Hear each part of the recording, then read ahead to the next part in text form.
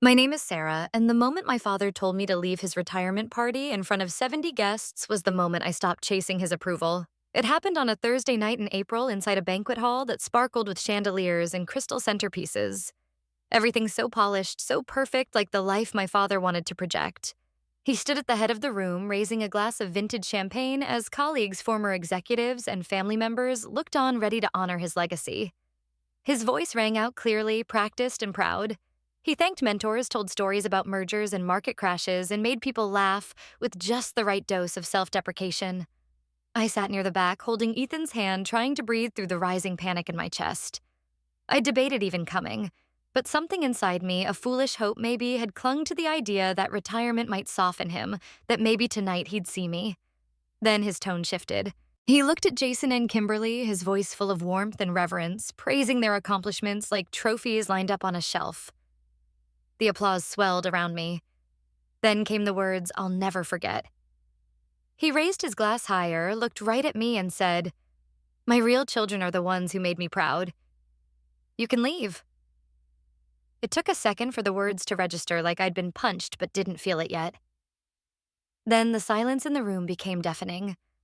I could feel 70 pairs of eyes turning toward me, polite smiles dropping into shocked confusion and some kind of guilty discomfort. My mouth went dry. My fingers tightened around the napkin in my lap as I tried to figure out whether I'd heard him wrong. But I hadn't. My father's face was calm, controlled, and even satisfied. He had meant it. And the words hadn't been meant just for me. They were a performance, a deliberate rejection broadcast to his entire world. My cheeks flushed hot. I stood my knees, barely holding me, trying to keep my breathing steady. The edge of the table dug into my thigh as I pushed my chair back slowly, trying not to run, not to cry, not to give him that power. My hands were trembling, my heart pounding against my ribs like it wanted out. I could see Aunt Caroline raise her hand to her mouth, her expression horrified. Kimberly looked away, pretending to study her phone. Jason didn't move, but the corner of his mouth twitched, like he'd just heard the punchline of a bad joke. No one spoke, no one stood. No one said my name. I took a step back from the table, my heels wobbling on the polished wood floor. I wanted the ground to open up beneath me. I wanted to disappear into the carpet, vanish from that moment, from that lifetime of not being enough. I felt like a child again, small and unseen, punished for something I could never fully understand. But then I heard a sound that changed everything. The scrape of another chair sliding back. For a second, I thought it was a waiter clearing plates, but when I turned my head, I saw Ethan standing up next to me. Not hesitating. Not asking permission. Just rising with a calm, unshakable energy I hadn't expected. His eyes weren't on me. They were locked on my father's, and there was no fear in them. Just something steely and quiet and furious. My husband had seen enough. The man who had helped me build a publishing company from scratch. The man who had held me through every panic attack, cheered every win, and never once made me feel like I had to prove my worth. The room froze. My father's face darkened. He looked confused, like this moment didn't fit into the script he'd planned. His jaw clenched. His eyes narrowed. But Ethan didn't sit back down. He didn't waver. He stood beside me silently, like a line had been drawn. I didn't know what he was about to do. I didn't know what words were about to leave his mouth. But in that moment, for the first time in my life, I didn't feel alone. And whatever happened next, I knew this night was no longer going to be about my father's legacy. It was going to be about something else entirely. Growing up in my house was like living in a silent contest I never signed up for. From as far back as I can remember, my older brother Alex was the crown jewel of the family. He could do no wrong, and even when he did, it was somehow reframed as a lesson in leadership or a brilliant risk misunderstood by the rest of us. By the time he was 10, he was managing mock investment portfolios and impressing my dad with stock predictions over dinner. He went to Wharton, interned at the top firms, and now lives in a Manhattan high-rise where the doorman knows his name. At every family gathering, someone would inevitably say how much he reminded them of Dad, and the pride in my father's eyes would swell like a balloon. Then there was my sister Claire. Elegant, poised, practically born with a stethoscope around her neck. She was the one who got straight A's without trying, won science fairs, and volunteered at hospitals during the summer while I read novels in my room. Dad always said she was his miracle, the daughter who made him proud to check the box next to doctor when bragging to colleagues about his kids. I was the youngest and the quietest. While Alex and Claire were busy collecting accolades, I was curled up with a book lost in other worlds where kids like me weren't overlooked. I knew early on that I didn't speak my father's language. I didn't calculate returns or memorize anatomy. I fell in love with words, with stories, with the way a sentence could make you feel seen when real life made you feel invisible. But in our house, loving literature was like announcing you planned to major in daydreaming. When I said I wanted to be a writer, my father's laugh was short and sharp, the kind that makes you regret ever opening your mouth. He didn't yell. He didn't need to. He just made it clear that I had missed the mark again. Claire got a set of diamond earrings when she got into med school. Alex got a Rolex when he made his first six figures. I got a nod when I won a local poetry contest, followed by a question about whether I was still applying to business school. The message was always the same. You're not enough. Not like them. The hardest part wasn't the favoritism, it was the erasure. I wasn't the rebel or the failure. I just didn't count. In conversations, my name came last, usually with a pause before it, as if someone had to remember that there was a third child. I spent years trying to be more like them. I joined the debate team, though I hated public speaking. I took AP Calculus, even though I cried through every test. Nothing changed. At some point, I stopped trying and started shrinking, telling myself it hurt less to expect nothing. But it still hurt. It always did. I remember one Thanksgiving sitting at the table, even though I was in college. Alex was explaining hedge funds to an uncle Claire was discussing a surgical technique she'd just mastered, and I sat silently wondering if anyone would notice if I left. No one did. Not even when I actually left the room. That's the kind of childhood I had. Not loud and violent, just quiet and cold, like standing in a house full of people but feeling like a ghost barely taking up space. I didn't want applause. I just wanted someone to look at me and say, I see you. But in my family, being seen meant being useful to my father's image, and loving stories, no matter how deeply, never made the cut. I was 12 the night I played Claire de Lune in our living room. It was my birthday, and the house was full of guests, neighbors, family friends, a few of my dad's colleagues who had always looked at me like I was a stranger in his home. I sat at the glossy black piano, my dress shoes barely reaching the pedals, my fingers trembling above the keys. The room was dimly lit except for the chandelier casting a warm, filtered glow on the polished floor. Everyone hushed when I began to play their conversations, fading into silence as Debussy's melody filled the air. For a few minutes, I felt like I belonged in that room, like the music was enough. Then I missed a note. Just one. A soft slip on the left hand that most people probably didn't even notice. But I noticed, and so did he. My father stood up from his chair in the front row without a word. He adjusted his tie and walked out the front door. No one moved. The only sound was the quiet sustain of the piano and the soft click of the door closing behind him. I kept playing, but I couldn't see the sheet music anymore. My eyes were blurring my throat, tightening my hands stiff with panic. I finished the piece somehow, though I don't remember how it ended. There was a smattering of applause, polite and awkward, as if people didn't know what to do. My mother came to me afterward, her touchlight on my shoulder whispering something like, "You did beautifully." But it didn't matter. I had already failed. That moment carved itself into me with surgical precision. Not because I made a mistake, but because of what it cost. One wrong note and he left. Not quietly. Not with a word of support, but as a statement. As if my imperfection made it unbearable to remain in the same room. I replayed that night for years. Every time I was about to try something new, I'd hear the echo of that door closing. I stopped volunteering for anything that required attention. I dropped piano lessons. I told myself I just didn't care anymore, but it was a lie. I cared too much. I just couldn't risk the shame again. That night taught me what love meant in our house. It meant no mistakes. It meant being impressive or being invisible. It meant that even on your birthday, even in front of a room full of people, you could still be abandoned for not being perfect.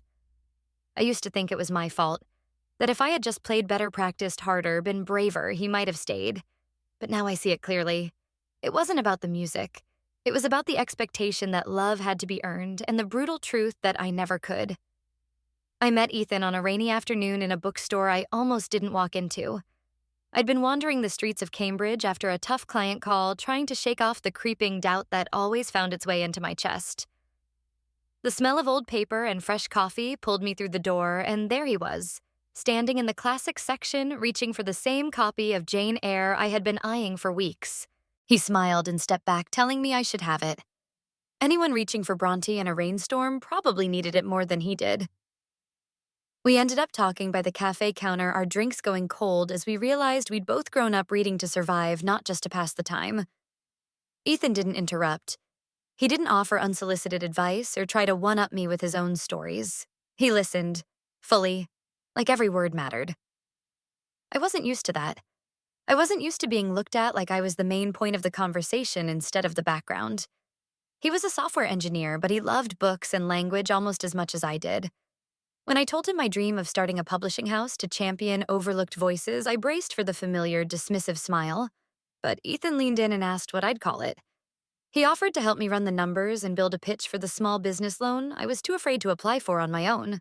We launched Lighthouse Press from the tiny second bedroom in my apartment with a donated desk and a printer that constantly jammed. He built our first website. I curated submissions and edited late into the night. Our first title sold fewer than 200 copies, but we celebrated like we'd hit the bestseller list. Ethan saw the parts of me that had always been invisible to others. He never compared me to my siblings or asked why I didn't aim higher in the corporate world. He never measured love with a checklist. He made space for my softness, my doubt, and even my silence. And in doing so, he taught me what unconditional actually felt like. The night we got engaged, he didn't kneel. He just looked at me across our kitchen table, held my hand, and asked if we could keep building this life together. I said yes with tears in my eyes, not because it was dramatic or surprising, but because it felt like coming home. We got married at that public library, surrounded by friends, paper roses, and a playlist of songs we'd sent each other in our early days. My father declined to attend. My sister sent a gift but didn't call. Ethan's parents stood on either side of us, beaming like I'd been part of their family all along. It was the first time I felt truly chosen, not tolerated or explained away. The contrast between Ethan's quiet, unwavering presence and the cold conditions I'd grown up with couldn't have been sharper. In his world, I wasn't too much or not enough. I was just me, and that was finally beautifully enough. The invitation came in a thick cream envelope with gold lettering that screamed legacy. It was formal and cold, just like him. Richard Harrington requests the honor of your presence. No personal note. No acknowledgement that we hadn't spoken in 2 years. Just an address, a date, and a line that read, "Formal attire required." I stared at it for a long time, unsure if it was a trap or an olive branch. Ethan found me sitting on the edge of our bed, the card still in my lap. He read it quietly, then asked if I wanted to go. I didn't know how to answer. Part of me wanted to burn it. Another part couldn't help hoping this meant something had changed. Maybe retirement would loosen whatever knot had been tied in my father's chest for decades. Maybe without his title, he'd see me. Maybe this was the night he'd finally say something that resembled pride. Or love. Or even recognition. The night before the party, I couldn't sleep. I kept picturing the banquet hall, the guests in suits and sequins, my father commanding the room like he always had.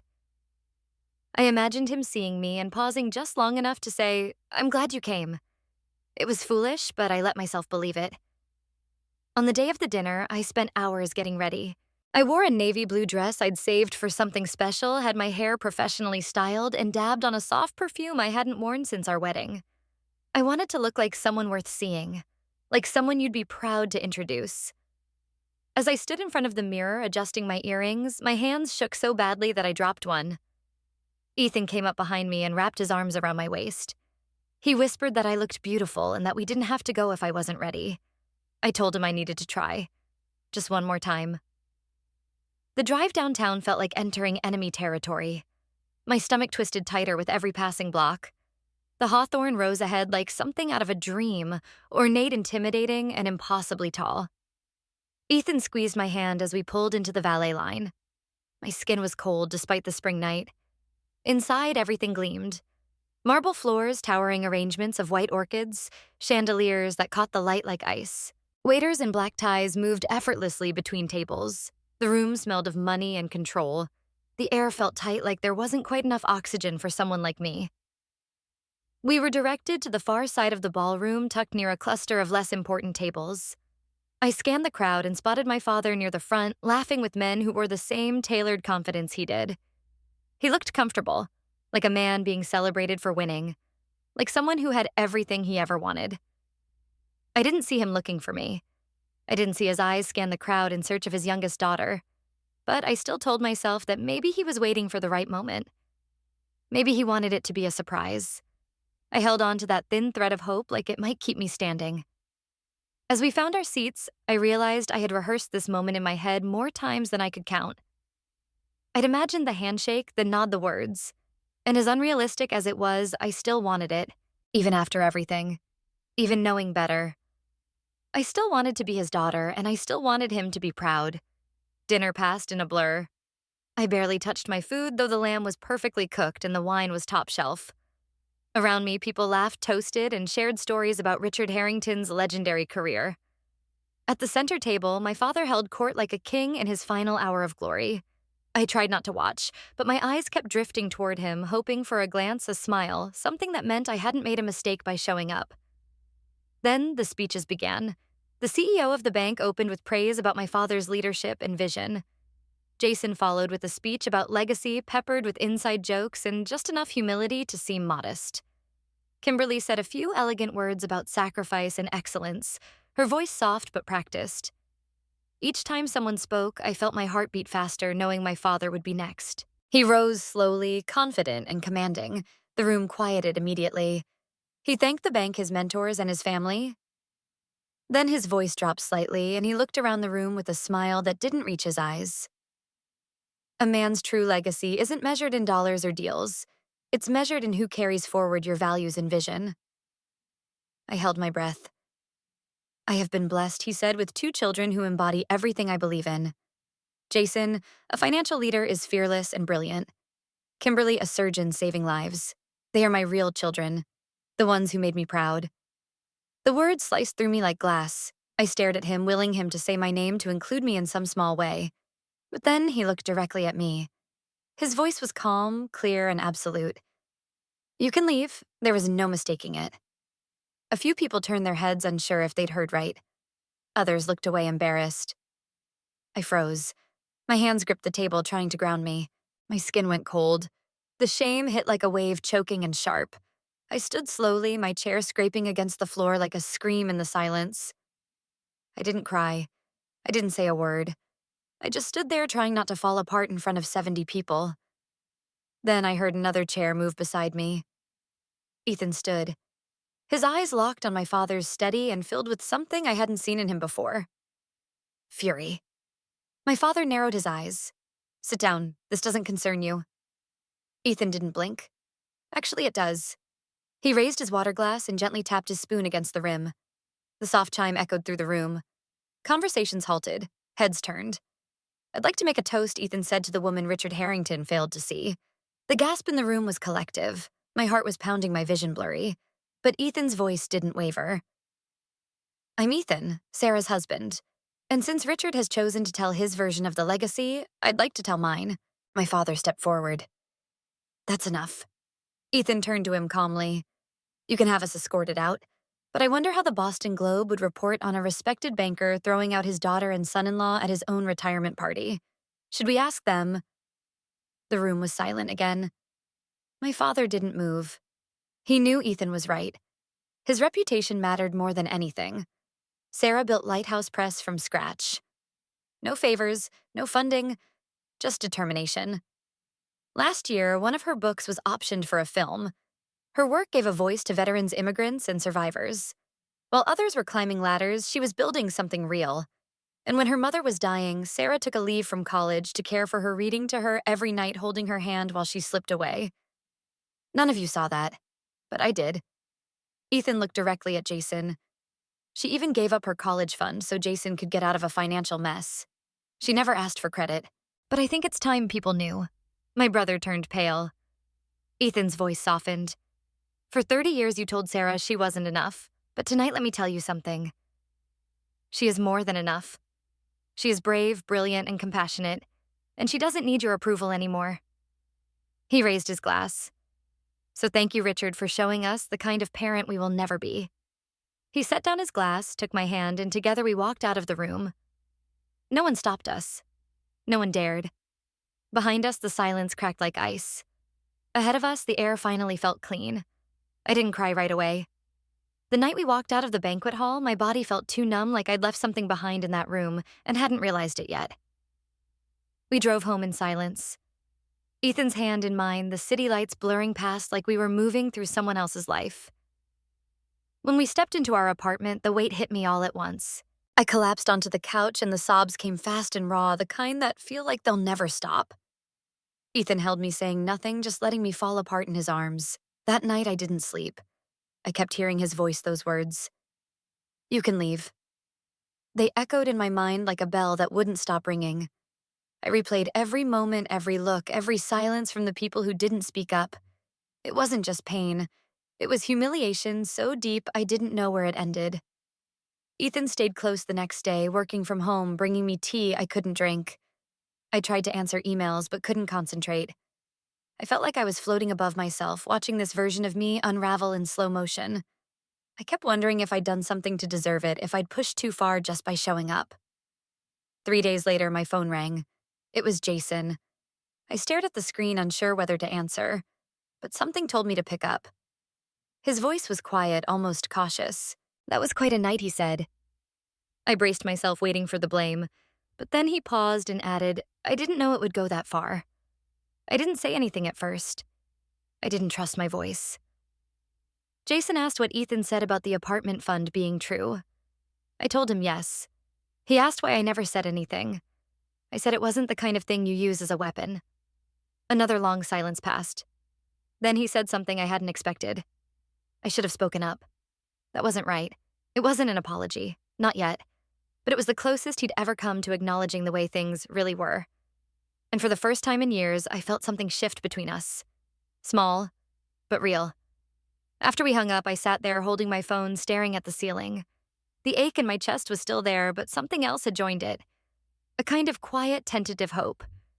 Not for a fix. Not for a clean ending. But for something new to begin. Ethan came in and sat beside me, his hand finding mine again. I told him about the call. He didn't say much, just squeezed my hand like he knew exactly what it meant. Not everything was broken. Some things maybe could be rebuilt, or at least finally seen. Starting therapy felt like walking into a room I'd spent my whole life avoiding. I wasn't sure what I expected at first, maybe a checklist or a quick fix. But what I found was a quiet space where someone finally asked me the questions no one else had ever thought to. My therapist didn't rush. She listened the way Ethan did, with attention and without judgment. After a few sessions, I said something I hadn't said out loud before. I think I was emotionally abused. The words felt foreign, heavy, but strangely freeing once they left my mouth. She nodded and asked me what love had looked like in my childhood. I talked about silence, about performing for approval, about the way one mistake could erase a year's worth of effort. I cried more than I thought I would. I also laughed sometimes at the absurd things I used to normalize. Slowly, the sessions helped me separate my worth from my father's validation. I started to see that his voice lived inside me, replaying old criticisms every time I hesitated or doubted myself. And for the first time, I began to answer back. That voice isn't mine. It never was. I stopped calling just to prove I existed. I let myself miss family events without drowning in guilt. I set boundaries, small ones at first, then bigger ones, and watched as they held. Each time I said no, each time I chose silence over obligation, I felt a little lighter. The work was slow, and sometimes I slipped. But something in me had shifted. I no longer needed to win his approval. I didn't need to be seen through his lens to believe I was worthy. I had my own mirror now. The more I healed, the more I could show up fully in my marriage, my work, and my friendships. Not as someone still trying to prove she belonged, but as someone who finally knew she did. My voice wasn't broken. It had just been buried. And now day by day, I was learning to use it again. On my own terms. In my own time. Not to convince anyone else of my value, but to remind myself that I never needed their permission to exist. I was already whole. I always had been. We moved to Portland that fall, just as the leaves were turning gold and red along the sidewalks. The air smelled like rain and something new. I didn't realize how tightly I'd been holding everything inside until we unpacked that last box and I finally exhaled. Our new home wasn't big, but it had light in every room and a garden out back where Ethan planted tomatoes. I turned the smallest bedroom into an office where the morning sun poured in as I edited manuscripts and dreamed bigger. Lighthouse Press started gaining attention slowly at first, then all at once. We published memoirs from voices no one else had thought to listen to. Survivors, immigrants, Women who had lived quiet, extraordinary lives. Every time we launched a book, it felt like I was giving space to someone who'd once felt invisible, just like I had. My inbox started filling with the letters from readers. They told me they finally felt seen. Ethan thrived too. He joined a local nonprofit as their tech lead and biked to work with a goofy helmet that made our neighbors smile. On weekends, we explored farmers markets and trailheads, learning the city like it was a language we were both beginning to speak fluently. Life felt full. Not perfect, but honest. And real. The day we found out I was pregnant, I cried in the bathroom with the test still in my hand. Not from fear, not from uncertainty, but from this quiet, overwhelming sense that a new chapter had just begun. One that I would get to write differently. When our daughter was born, she came out with a full head of dark hair and lungs that refused to be ignored. We named her Lily. Holding her for the first time, I made a silent promise. You will never wonder if you are enough. You are loved, exactly as you are. Motherhood cracked me open in ways I didn't expect. It made me revisit every wound with new eyes. It made me determined to pass on something different, something better. Not wealth, not legacy, but safety, joy, the unshakable knowledge that love doesn't have to be earned. Now when I rock her to sleep, I sometimes think back to that piano bench, that missed note, that closing door. But it no longer stings the way it used to, because I found the door that opened. I found the people who stayed. I used to think my story was about chasing something, proving something. But it's not. It's about coming home to myself and creating a life where my daughter will never have to wonder if she belongs. She will grow up knowing what I didn't, that she is already whole, and she always has been.